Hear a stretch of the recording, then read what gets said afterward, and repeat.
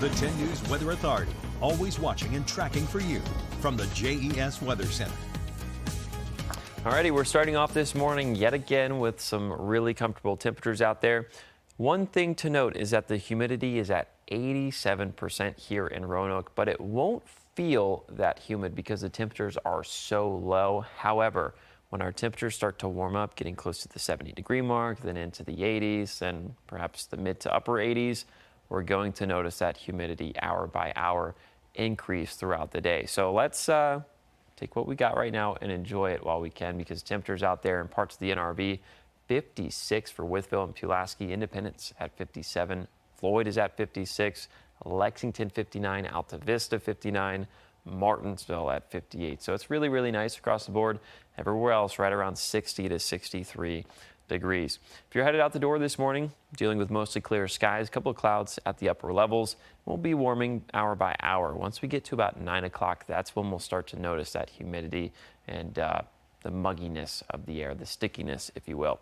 We are going to be dealing with mostly clear skies throughout the remainder of our morning thanks to high pressure, but it is going to move towards the south and east and get basically right overhead. So we're going to see this clockwise flow wrap up against parts of the mountains, and we're actually dealing with a cold front way out there to our north and west that is bringing in a little bit of increased moisture from the west. So we'll have this clashing of air masses right along parts of the NRV, right along I-77 and I-81. So we'll see some pop-up showers, perhaps a couple of storms by about 1 to 2 o'clock. Then these will continue to push off towards the south and east at a very slow pace through about the early evening.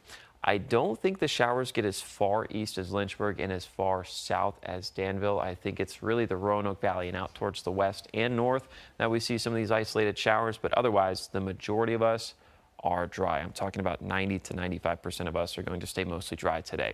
Afternoon high temperatures, 86 for Bedford and Roanoke, Alta Vista, Danville, South Boston, 88, Lynchburg, Covington, 87, while parts of the NRV failed to get into the 80s, like areas along Grayson County. Going into this evening, we'll notice partly cloudy skies starting to build in from the north and west. We'll stay that way through 9 p.m. as temperatures get down to about 72 degrees by the 11 o'clock hour. And waking up first thing tomorrow, 61 to about 66 degrees thanks to that increase in cloud cover, as we are tracking that front that builds through later tomorrow afternoon into parts of our Saturday. So expecting some rain over the next 2 days or so.